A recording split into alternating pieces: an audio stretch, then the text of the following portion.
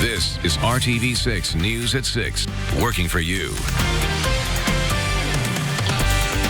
Good evening and thanks for joining us here at 6 o'clock. I'm Nicole Griffin. Tonight, RTV6 is working for you. People who live on the city's southeast side want drivers to slow down in their neighborhood, and they want the city to help with enforcement. RTV6 reporter Graham Hunter is live on South Pasadena Street near Southeastern Avenue and Old US 421, where he's talking to neighbors about their concerns. Graham. Well, Nicole, the primary concern is a combination of speed and the curve in the road. You can see the S-turn here as it comes along Pasadena Street. Neighbors tell me that fast-moving drivers have been causing problems here for years. One gentleman tells me his mailbox has been knocked down and says someone drove right through his yard, and he tells me it's happened to some of his other neighbors as well. The road is unpainted and has only one street light.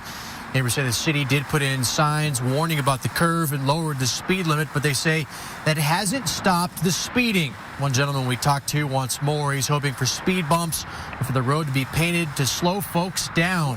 Solutions so far, he says, the city has denied. We've had, like our mailboxes taken out. We thank God we haven't had a resident hit. But that's what we're trying to prevent, to make the neighborhood safer, make people feel safer in a neighborhood. Tonight at 11, we'll have more from other neighbors who say speeding out here has become an epidemic with no end in sight. Working for you from the southeast side, Graham Hunter, RTV6. All right, Graham, thank you. The Colts with a home game this afternoon against the Denver Broncos. It came down to another last-minute kick and left Colts fans holding their breath. But it's another close win for Indy. Dave First and Brad Brown spent the day at Lucas Oil Stadium. Well, needless to say, 5-2 for the Colts sounds a heck of a lot better than a 4-3 record, which they were looking at for about, 59 minutes in this game.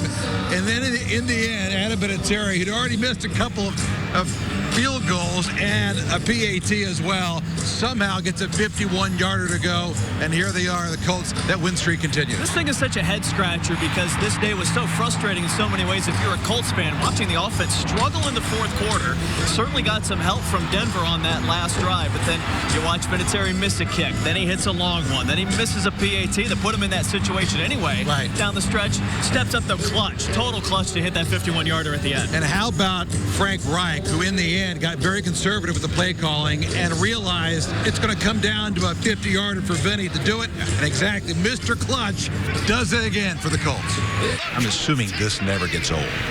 No, being in this locker room and being around all these guys and winning football games in the National Football League, it's awesome, and to be able to go out there and do your little part to help, it's amazing. But I tell you what, this locker room, it amazes me. Obviously, all three phases, we could have played a cleaner game. We could have played a better game, but the fight and the determination and the will to win, I don't care who you're playing. It's hard to win games in the National Football League, and for us to go out there that last drive and go down and come back from being down and win a game, it's hard to do. You talked about the offense and how anemic they look through most of this game. Defensively, though, here we go once again. It's the proverbial bend but don't break. And you give a team like Denver 13 points, that's not all that bad. And they had to make 3 stops, really, in that fourth quarter. Right. Denver had that 13-12 lead, had to stop, get it back, gave it up on a 3-and-out, stop again. Even after the field goal, still had to make the plays late to close that out and seal this thing up. But really, some crucial plays all around from that unit, even after they had some bad penalties over the course of the afternoon. But really were able, like you said, bend, don't break, get it done. Flacco felt it. We know that. He was literally limping off the field. A neck injury, it looks like, for the quarterback. The Colts defense stepping up. Yeah, it came down to the end, and then, when they get close like that, the team just get close. Sometimes some teams, it start to go away, and this team just get closer and closer, get tighter as the games goes. And we knew that if the defense got to stop, the offense was gonna go out there and put it in Vinny's hands. And, we got the greatest of all time right there, so we believed in him. Yes, there's a lot of mistakes out there, but at the end of the day, you got it done. So. No, it don't get old to me, because since a rookie, you've been hearing it's hard to win NFL. When you come in, you hear it, you're like, I don't know. But when you get older and you play for a certain amount of time and you battling teams that have these records that's bad and you're in a ball game with them, that shows you. Talk about that 5-2 record. These next 5 games, they're all winnable. Starting at Pittsburgh next week, a couple games here at home, including the Dolphins coming here. They play the Texans again. So all of a sudden now you've got them in this conversation of heading into December with maybe 9 or 10 wins if they can keep this momentum going. It's shaping up the way 2018 ended with a lot of gimmies towards the end of that. Here we go once again, perhaps a roll heading into the postseason for the Colts. But again, 5-2 sounds a lot better than 4. Oh, by a mile. For Brad Brown, Day First, RTV6 Sports. Thank you, guys, and we are celebrating that win and also the return of sunshine. Our Sunday weather really going a long way in making up for that soggy Saturday that we had, and temperatures making their way back into the 60s this afternoon, right about where we should be for this time of year. It's 63 right now in Columbus, 61 in downtown. A little cooler in the upper 50s, though. Richmond, Crawfordsville, and Greencastle all at 59.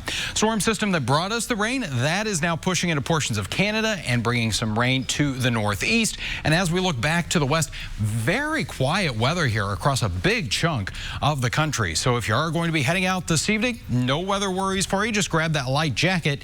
Temperatures down to around 50 degrees as we approach 11 o'clock. Coming up, we'll talk about the potential for a little bit of patchy fog tonight. Halloween could be a little bit soggy one. We're watching a storm system for you there, and also those temperatures tumbling in the 7-day forecast. Kyle, thank you. More than 1,700 Indianapolis power and light customers are still without power at this hour. That's down from 2,200 about 2 hours ago, so crews are out working. Most of the large outages are on the north side. According to IPL's website, some of these customers have been without power since around 8 o'clock last night when those gusty winds moved through central Indiana, and even more of the outages continued throughout the night. IPL is reminding customers tonight to stay away from fallen, broken, or damaged power lines. Drivers in Claremont can expect delays starting tomorrow. That's when work begins on rebuilding 2 crumbling roads. Tanzel Road will be closed from US 136 north to the railroad tracks, and drivers should detour to Raceway Road. The second project will take place on 30th Street from Tanzel to Bridgeport Road and will affect people driving to Roby Elementary School. Work on 30th Street will stop from 8 to 8:30 a.m. and 2:45 to 3 p.m. for school buses to drop off and pick up students at Roby. Crews will work on both projects throughout the week, beginning each day at dawn and ending around dusk. The town says work should be finished by the end of the week, weather permitting. Tonight, fathers who have children with Down syndrome are now connected to a support system right here in central Indiana. Down Syndrome Indiana hosted its Dad's Hayride event at Spencer's U-Pick Farm this afternoon in Noblesville. The event was rescheduled to today after the rainy weather we had Saturday. The entire goal of the day is to help connect fathers with resources that are available in our community. Down Syndrome Indiana believes the attitude of the father becomes the attitude of the entire family, and that is why they created the monthly Dad's meetings. They address the changing roles of fathers in the Down syndrome movement with fellowship, action, and support. It's a great idea to talk to other fathers to see what they're experiencing and to gain support from those other guys. They've already lived through it. You know, my son's 18, so I enjoy helping the younger dads, I shouldn't say younger dads, newer dads, with their kids and what are the expectations, what are possibilities. It's good to share. Stephen Simpson, who we just heard from there, says his advice for new fathers is to learn about Down syndrome, learn about the limitations and possibilities. But he says don't dwell on those limitations, but seek out those possibilities. He says that's where they come in as dads. They can help new fathers do that. A major development in the war on terror. The leader of ISIS killed by U.S. forces. President Trump sharing the news after the fact, but some key politicians say he needed to tell them about it before it happened. You might not be calling him Bachelor Ben for much longer. The popular former contestant on ABC's Bachelor has some relationship news, plus why he's in town to encourage your love of coffee. Inspiration online now or in store this weekend. This is RTV6 News at 6, working for you. Major news in the war on terror. Today, President Trump announced the death of the leader of ISIS. The president says the world is now a much safer place, and he's defending his call to not inform top Democrats ahead of time. ABC's Trevor Alt has all the details from New York. President Trump making the announcement Sunday morning. Abu Bakr al-Baghdadi, the leader of ISIS and one of the world's most wanted terrorists, was dead. He will never again harm another innocent man, woman, or child. He died like a dog. He died like a coward. The world is now a much safer place. U.S. Joint Special Operation Forces carrying out the raid late Saturday in Syria. A U.S. official confirming to ABC these videos show the aftermath. The president saying Baghdadi and several of his companions were killed while no U.S. personnel were lost. Under Baghdadi's leadership, ISIS has killed thousands. Today, Senator Lindsey Graham calling his death a game changer in the war on terror. The best of America confronted the worst of mankind, and the good guys won. The raid drawing praise from both parties, but also questions about the secrecy with which it was carried out. While Senator Graham was alerted to the mission ahead of time, Democratic congressional leaders were not informed. House Speaker Nancy Pelosi issuing a statement saying the House must be briefed on this raid, which the Russians, but not top congressional leadership, were notified of in advance. The president said he notified Russia because U.S. forces flew over Russian-controlled airspace in Syria on the way to the mission and defended his decision not to inform members of Congress. And Washington is a leaking machine, and I told my people we will not notify them until our great people are out, not just in, but out. There's been reaction from several of the families of Baghdadi's victims, all of them hoping this will hinder any resurgence of ISIS and hoping captured ISIS fighters will be brought to justice. Trevor Ault, ABC News, New York. Trevor, thank you. Hiring Hoosiers is an RTV6 effort to connect you with jobs and resources to get you the help and get you the career that you want. Tonight, we are learning more about Indiana's workforce. It's information that could help give you insight into what employers are looking for. The Indiana Chamber just released a new survey showing what Indiana companies are dealing with and what it means for you. The survey found that 49% of the companies that responded left jobs unfilled this past year due to underqualified applicants. The survey shows as a result, those companies are accepting the talent shortage isn't going anywhere or it's not going to change soon, and they are finding alternative methods to deal with it. That includes assigning more responsibilities to the people already employed at the company. So what does this mean for you? I think that employers increasingly are looking for more highly skilled talent than ever before, and they're increasingly struggling to find that talent. But as a result of that, employers are being more proactive in how they're going about sourcing their talent. They're looking to hire based on skills, maybe more so than on education credential, which we would say is a positive development. So more companies are willing to hire someone with less education than desired and allow them to work while completing on-the-job training. Ahead of the Colts game versus the Broncos today, fans of The Bachelor got a chance to meet Ben Higgins from the popular show that airs right here on RTV6.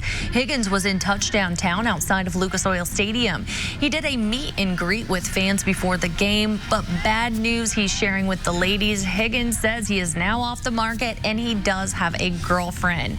Well, we talked to him about what it's like to be back home here in Indiana. I grew up in Warsaw, Indiana. Being back in Indianapolis is one of my favorite things. This is my favorite time of year, coming back here to the football game, celebrating with my family. My family's all here today. My girlfriend's coming up from Nashville. So yes, in short, I am so happy to be back. I love Indiana. Higgins took time today to talk about his full-time job working for a company called Generous International, a company that sells coffee. Profits are donated to nonprofits doing sustainable change work for places in need. He took some time today to encourage those who love coffee to drink coffee that helps out a good cause.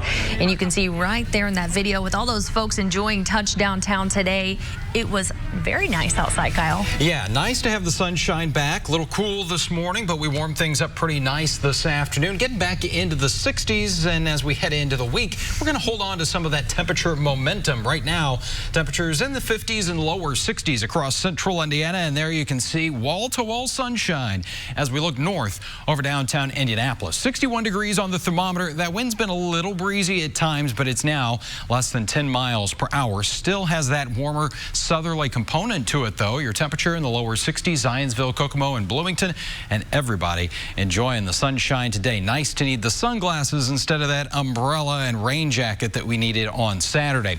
This evening, those clear skies will allow temperatures to take a little bit of a tumble here. We're back into the upper 40s, but not until after midnight tonight, and then by tomorrow morning, lower 40s is where we'll start things off. Could have a little bit of patchy fog first thing on Monday. Don't think it's going to be widespread or thick enough that it's really going to impact your Monday morning drive. Here's a look at TrueCast, 9 o'clock on Monday. Still a good deal of clear skies, but you notice those clouds are trying to move in here, especially to the west. Western portions of central Indiana, a little more cloud cover, a little more sunshine as you work your way east on I-70 toward Richmond.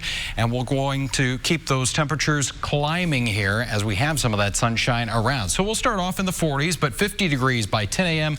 and get those numbers back into the middle 60s for that afternoon high. So actually a little bit above average, partly sunny, and that wind will be fairly light out of the south, about 5 to 10 miles per hour. 64 in Peru, 67 will be your afternoon high in Columbus. And as we look ahead, those temperatures going to stay pretty comfortable on Tuesday, but you notice the trend here, much cooler as the week marches on here. There's that average high in the lower 60s. And with that temperature change comes a weather system that's going to be bringing the return of rain on Wednesday. It looks fairly soggy there. It will bring another round of rain on Thursday. And then as we get into Thursday evening for trick-or-treaters, may have some of that rain lingering. And you notice not too far away, some snow is showing up. May see a few of those snowflakes mixing in here Thursday night into Friday as a colder air returns. 7-day planning forecast. There are those rain chances Wednesday and Thursday, and highs only in the 40s Friday and Saturday. What a difference 24 hours makes. Today was so nice outside. Yeah, help make up a little bit for yesterday. Could actually get outside. All right, Kyle, thank you so much. If you've been to an NFL game, you know the stadium experience can be overwhelming. But for some fans, that feeling is not necessarily a good thing. Up next, how some stadiums are taking a quiet approach to watching the big game. Yes, all of them. What's better on a fall weekend than some football action? For a lot of fans, one of the best parts is being right in the middle of a roaring stadium. But this year, several NFL teams are tailoring their venues for a very distinct group of spectators who might otherwise not be able to join in. Usher Crazy has the story. The sights and sounds of attending a sporting event can make it an unforgettable experience. For a lot of people, that can be really, really overwhelming. Enter the quiet room. This is a place to go and a place to be safe and a kind of just a little break to get away from it all. The Seattle Seahawks are one of the NFL teams to put one in. So any fan can come in here. Tracy Schneider's 17-year-old son, Ben, has autism. Sensory issues are a big challenge for him, and I know what that looks like as a mom. And you want to make the world a little bit easier for your kids to navigate. She helped provide input for this space because not only is she the mom of a child with autism, but she's also married to the Seahawks general manager. Schneider says the room is meant to help people with autism. And this was definitely inspired by my son. Anxiety, PTSD, and other sensory disorders. We still have a TV, so people can still watch what's happening out on the field. The Seahawks room features dimmable overhead lighting, hooded chairs, a calming bubble wall, and a fiber optic waterfall curtain. And they slowly change colors, and they're meant to be, they're meant to be touched. The Seahawks are also the first NFL team to offer autism kits. They have a schedule of the game, know when to expect fireworks. The goal, to provide a safe space for anyone who may need a temporary reprieve, without making them feel like they're missing out. Just knowing that is supporting our fans and making them feel welcome, I think is just huge. Reporting from Seattle, I'm Usher Qureshi. In addition to the Seahawks, the Philadelphia Eagles, Minnesota Vikings, and Jacksonville Jaguars all have unveiled rooms designed for people who require a calm, quiet place away from the roar of the game.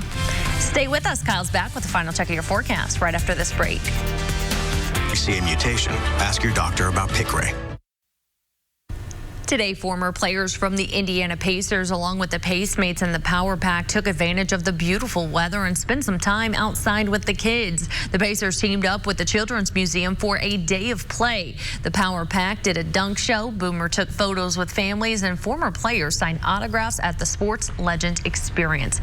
Great day for that, Kyle. Yeah, weather worked out really nice for that one. And tomorrow we're looking at a pretty good forecast too, as temperatures make their way back into the middle 60s. Will just increase the clouds as we go through the day, but it will be dry. Possibly a couple of sprinkles on Tuesday, but the more widespread rain that moves in Wednesday and Thursday. Could see another inch or more of rainfall out of that system. A little soggy for the trick-or-treaters. All right, Kyle, thank you. And thank you for joining us. We'll see you right back here at 11 o'clock.